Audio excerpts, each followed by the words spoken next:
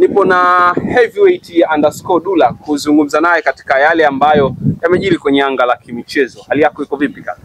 Bana kwema. Vizuri. Niko vizuri kabisa. Mambo yanasemaje? Salama bin Salimini. Namshukuru Mwenyezi Mungu. Dunia ya ulimwengu kiganjani. Kwa namna ilivyokupokea unaitazama vipi? Maana kuna muda naona wapo wenye maoni hasi juu yako, kuna maoni chanya yanakutoa kwenye reli. Hapana. Hapana. Unajua kuna kauli moja nzuri sana ambayo napenda kuitoa kwamba mjinga mpe cheo.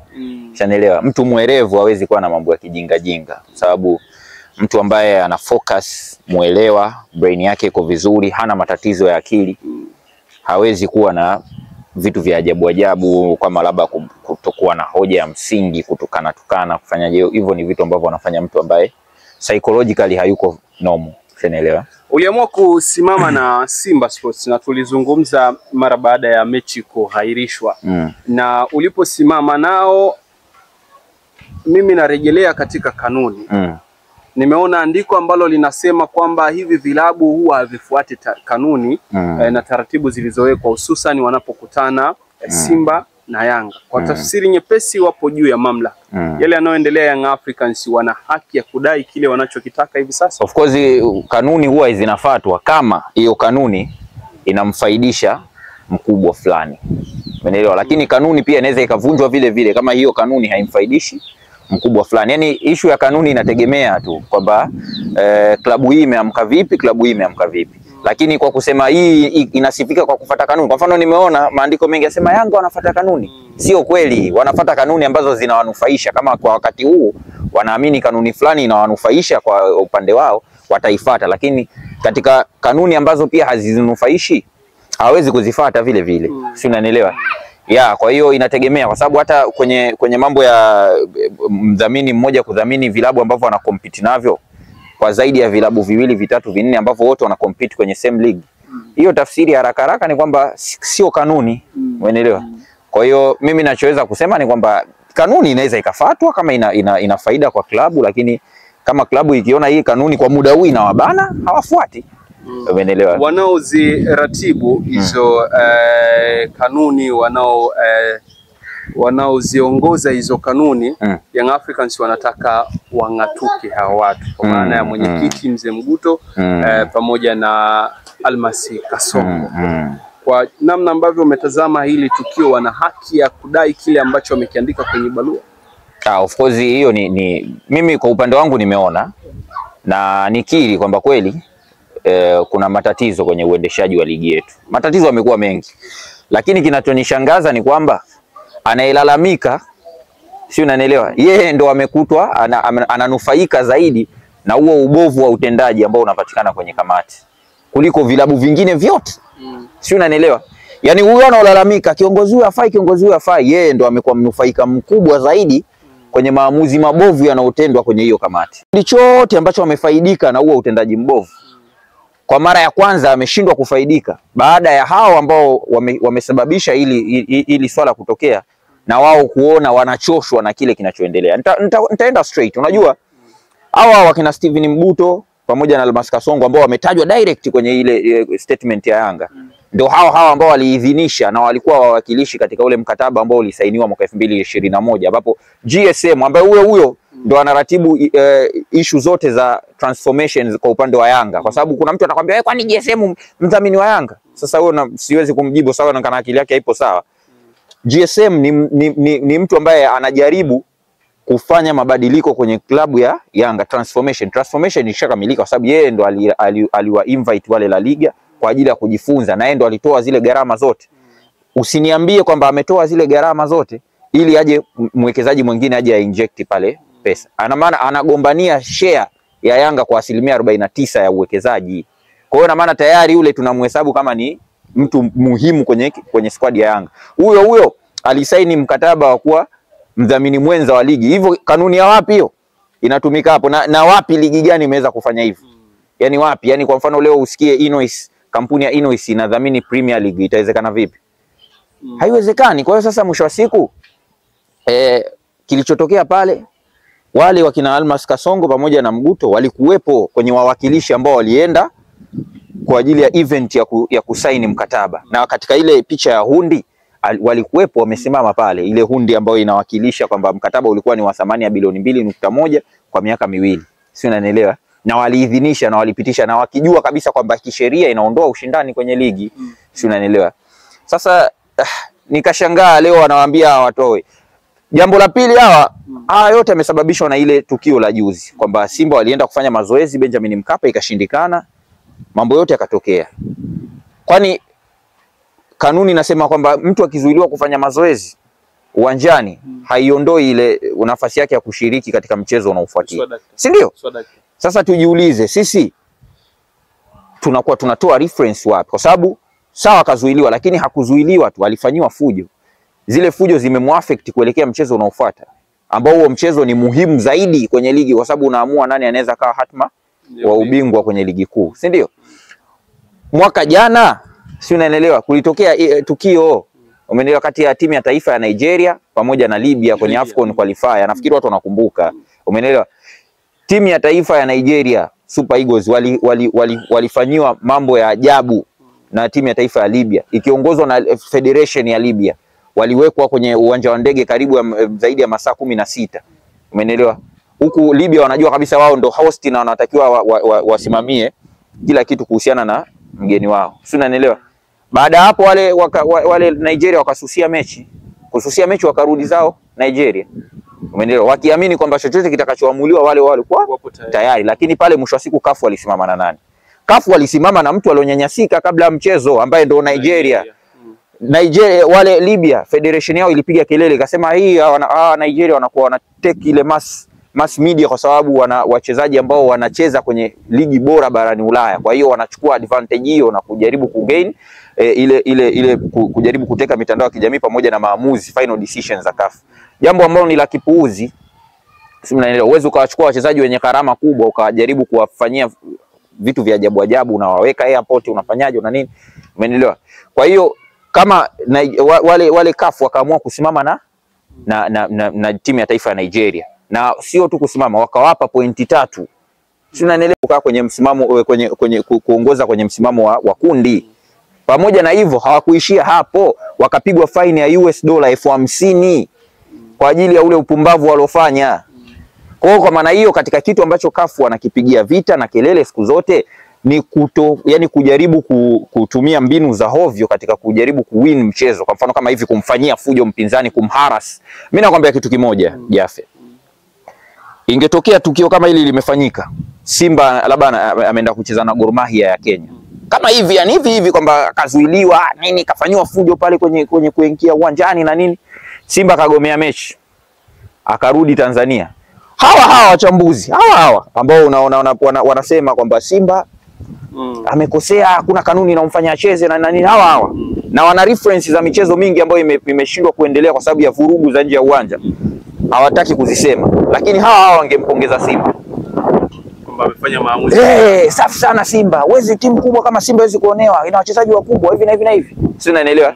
Hawa nakwambia tena. Ushasema umelinganisha na timu ya nje. Sasa kwa nini? Kwani timu ya nje na timu ya ndani kuna tofauti gani? Kwa sababu timu ni timu. Mashabiki wengi wa ndani. Sasa sisi tunasimama walipo mashabiki wengi, kwa sababu hata Simba ina mashabiki wengi. Sisi tunasimama walipo mashabiki wengi, au tunaongelea uhalisia wa mambo? Tunazungumza kanuni zinasemaje. Sasa kanuni gani? Kwa sababu sidhani kama kuna fujo pale ambayo kuna kanuni inaelezea namna ya kudili na fujo. Simba kufanya mazoezi na wao wamezuia mazoezi, lakini hakuna kanuni. Alafu sasa kuna vichekesho vinaendelea, anambia meneja wa uwanja hana taarifa. Hivyo ni sababu hiyo ya kutoa mechi ya Simba na Yanga kesho anacheza Simba. Meneja anakuambia hana taarifa za Simba kwenda kufanya mazoezi siku moja before mchezo. Kwenye barua ya mtani wa Simba anasema kwamba kwenye kikao cha kabla mchezo, kwa maana baada ya kikao cha walimu na wanahabari, wekundu wa Msimbazi Simba hakutoa taarifa kwamba watakwenda Benjamin Mkapa kwa ajili ya kufanya mazoezi. Na ndio maana hakuandaliwa utaratibu wowote wa kufanya maandalizi kwamba Simba wanakuja kufanya mazoezi uwanjani. Hii imekaaje? Kwa hiyo maandalizi yao yalikuwa yanataka kufanyika baada ya Simba kutoa taarifa. Yaani pale Simba watoa taarifa ndio maandalizi yanaanza. Kwa pale sasa hapa fanya hivyo. Hizo ni hoja za ajabu, kwa sababu hata hao wenyewe wahusika walikuwa wanajua kwamba kuna mechi ya Simba na Yanga tarehe 8. Ina maana maandalizi yote yanayohusiana na huo mchezo wangefanya kuanzia mpaka huo maandalizi ya uwanja wa kufanya mazoezi before match. Na kama ikiwa hivyo basi mtanilazimisha mimi niamini kwamba huu mpango ulikuwa umesukwa. Kivipi? Kwa sababu wewe haiwezekani unajua tarehe 8 kuna mechi. Sawa? Alafu tarehe 7 unajua kanuni zinaeleza nini kuhusiana na timu ambayo ni timu tuseme mgeni kufanya mazoezi kwenye uwanja wa mechi siku moja kabla ya mechi. Si inajulikana? Sasa alafu useme hawakuwa na taarifa, alafu useme hawakuandaa uwanja. Sasa huyo meneja wa timu huyo alikuja kuiruhusu Yanga kuingia kwenye uwanja baada ya tamko la TFF. Wewe ni mzuri sana kwenye kupembua vitu kwa uyakinifu. Na umekuwa unafuatilia takwimu sana za vilabu vya bara hili la Afrika na hata Ulaya. Simba na Yanga hususan wanapotumia dimba la Benjamin Mkapa kwa sababu ni neutral ground kwa timu zote, mmoja atakuwa mwenyeji, mwingine atakuwa mgeni, mwingine mwenyeji. Hatujawahi kuona mazoezi ya vilabu hivi katika uwanja huo hususan kwenye dabi. Hata dabi iliyopita ya Simba ambaye alikuwa ni mwenyeji hatujaiona Young Africans ikienda kufanya mazoezi, kwa maana kila mmoja huwa anafanya mazoezi katika eneo ambalo huwa amezoea kufanyia mazoezi. Kwenye hili Simba waliona nini na Simba walitaka nini kwenye uwanja wa Benjamin Mkapa mpaka kuzua yote ambayo yapo hivi sasa? Walitaka kufanya mazoezi. Walitaka kufanya mazoezi sababu si ndio kinachoelezwa na kanuni inaruhusu.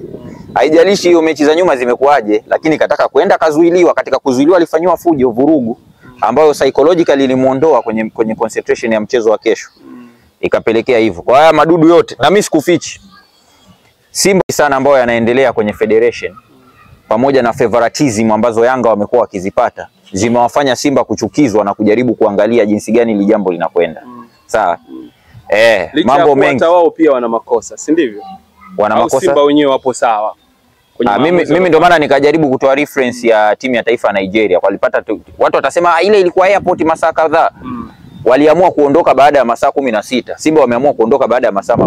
Kwa hiyo ina maana Simba wangeamua kulala pale. Sasa sisi tunalala mpaka tufanye mazoezi. Ndio walikuwa wanataka hivyo, ndio ionekane kuna nini. Kama walivyofanya Nigeria kwamba sisi tumekaa masaa 16 hatujapokewa, hatuja nini. Kulikuwa kuna mambo ya migration zile sijui, yani kuna mambo mengi, unajua mambo ya airport tena. Sasa wakaamua kukaa kwa muda wote alafu ndo wakaondoka. Sasa na huku ndo tunataka ili ichukuliwe uzito, walitaka Simba wakae pale kwenye uwanja wa Benjamin Mkapa nje kwa muda wa masaa 10, ndio tuseme kwamba basi, kwa sababu Simba ndo waliamua kuondoka baada ya masaa 2. Wale wachezaji wa gharama huwezi ukawaweka sehemu zaidi ya masaa 3, 4, 5. Umeelewa? Na wanatumia nguvu, wanatumia muda mwingi kufanya mazoezi, nani utakiwa kuwachosha zaidi, especially unapokuwa unakabiliwa na michezo, kwa sababu Simba ukitoa mchezo wa Simba na Yanga ambao ndo mkubwa aliobakia nao Yanga, Simba wana michezo mikubwa zaidi, wanaenda kucheza na Al Masry, timu yenye uzani wa juu kuliko Yanga. Kwa hiyo wanatakiwa waangalie ratiba zao, yani wasifanywe bugdha yoyote kuelekea kwenye michezo yao. Sasa turudi kwenye kauli za viongozi wa Young Africans. Ikianza kwa Arafat Haji, makamu wa rais wa klabu ya Young Africans, twende kwa Alex Ngai ambaye ni mjumbe bodi ya wadhamini upande wa Young Africans. Swali ni kwamba katika kauli ambao wameizungumza wao, hiyo tarehe itakayopangwa hawatoshiriki mchezo huo wa dabi, na wao wanachofahamu ni kwamba wamemaliza dabi ya tarehe 8. Ili kwa upande wao na wenyewe wamelibeba kama Simba ambavyo wameamua kufanya maamuzi, na wao sasa wanasimamia misimamo yao kuonyesha wanachama wao kwamba na sisi pia tunaweza kutoa tamko na tukalisimamia. Kitendo tu cha TFF kutoa taarifa kwamba mchezo umehairishwa na kupangwa tarehe nyingine, automatically TFF walisimama na Simba. Yaani hiyo inajieleza. Kwa hiyo kwa sababu TFF wamesimama na Simba, tafsiri ya haraka haraka ni kwamba Yanga wakigomea mchezo wameshindwa kuobei taratibu ile. Kinachofanyika ni nini? Inatumika kanuni na sheria inayoelezea timu ambayo inashindwa imegomea mchezo. Si unaelewa? Na kanuni inaelekeza wazi. Si waweza kukutana na kifungu, lakini vile watapokwa pointi katika huo mchezo. Mpinzani ambaye amegoma mchezo atanyimwa ushindi, na timu ambayo imekubali kucheza mchezo itapewa alama 3, kitu ambacho Yanga ndo anakililia sasa hivi ndio kitakutana. Kwa sababu TFF wamekubali na wamejiridhisha kwamba mchezo huu ushaingiwa dosari, unabidi usogezwe mbele, na Simba wamekubali, Yanga ndo wamegoma, automatically sheria ambayo Yanga wanaitaka sasa ndio itaenda kutumika kuwanyima hizo pointi 3. Kwa hiyo wanatakiwa kwanza wa obey. Sawa? Wanatakiwa kwanza wa obey, wakubali. Alafu kwa nini mwanzo awali nilisema kwamba hawa ambao wanafanya madudu ambao Yanga wanawapigia kelele leo ndio wamejifavor Yanga. Mimi nakwambia kuna vitu vingi katikati vimetokea. Simba kafanywa mambo mengi sana nje ya uwanja. Lakini kuna jambo tulilipigia kelele sana sisi wadau wa mpira. Kwamba kwa nini Singida wanaenda kucheza na Yanga wamepanga kikosi F? Si tulipigia kelele? Wale wanaohusika na ligi, manake bodi ya ligi walitakiwa wachunguze kupitia kamati zao kwamba kwa nini ligi inakuwa hivi, kwa nini hizi timu zikicheza na Yanga zinakuwa slope. Tunanielewa? Walitakiwa hawa wachunguze. Sasa ndio tunakuja kwenye ile kauli kwamba mtoto umleavyo ndivyo wewe unamdekeza. Unamdekeza yake akifanya kosa unamchekea, anakuja kupiga kofi baba. Yaani mtoto ampiga kofi baba yake, ndio kinachotokea hivi. Yaani Yanga kalelewa akapewa nini akifanya hivi sawa. Sawa bana sawa. Leo anakuja kumtia kofi baba yake, ndio kinachotokea. Kwa sababu imagine wewe hiyo timu imepanga kikosi F. Simba imefanywa fujo, CCM Kirumba imefanywa fujo mechi na JKT KMC Complex. Yanga wameza mechi yao, wanafanya mazoezi pale, wanajua kabisa kuna mechi. Kuna hii issue ya Simba kugomewa kuingia uwanjani, sijui kuzuiliwa, sijui. Sababu zinazotoka zieleweki, sijui kuna gari, sijui kuna nini. Kwani hizo gari zingine si zingezuiliwa, ingeruhusiwa gari la wachezaji? Issue iko wapi hapo? Swali kwa jepesi. Swali jepesi bana, hizi haziingii na ingia gari ya wachezaji. Na hizo video zote nimejaribu kuangalia, sijaona hizo gari za wazee, sasa sijui walikuwa wanawaona peke yao. Maana unajua mambo ya mazingaombo, inawezekana wazee walikuwepo ila si watu wa kawaida tu waone, wanaona wale mabouncer tu wanaona kuna wazee. Labda inawezekana wale mabouncer ndio walikuwa wanaona kuna wazee. Sisi wengine macho yetu hayana nguvu za ziada za kuona vitu vingine. Labda wao walikuwa wanaona hizo BM2. Mimi swali langu la mwisho, wewe ungekuwa sehemu ya shirikisho ama bodi ya ligi kwa hiki ambacho kimetokea, hukumu ilikuwa inakwenda kwa nani? Mimi kwanza ningeanza na mzizi wa tatizo, niwe mkweli. Ningeanza na mzizi wa tatizo, ningechunguza effective hapa kuna kitu. Kwa nini Simba wamezuiliwa? Wale mabouncer wana mandate gani? Nani amewapa agizo? Kwa sababu haya yote yametokea kwa sababu hiyo. Sawa, mtu alikuwa tuchukulie Simba alikuwa anatafuta sababu. Wewe si ushampa sababu? Sasa tunaanza kwa nini umempa sababu? Yaani mimi ndo napenda hapa. Alafu napenda sana watu. Alafu sasa kibaya ni kwamba wote wanaonekana kusimama na Yanga. Safi, ni jambo zuri.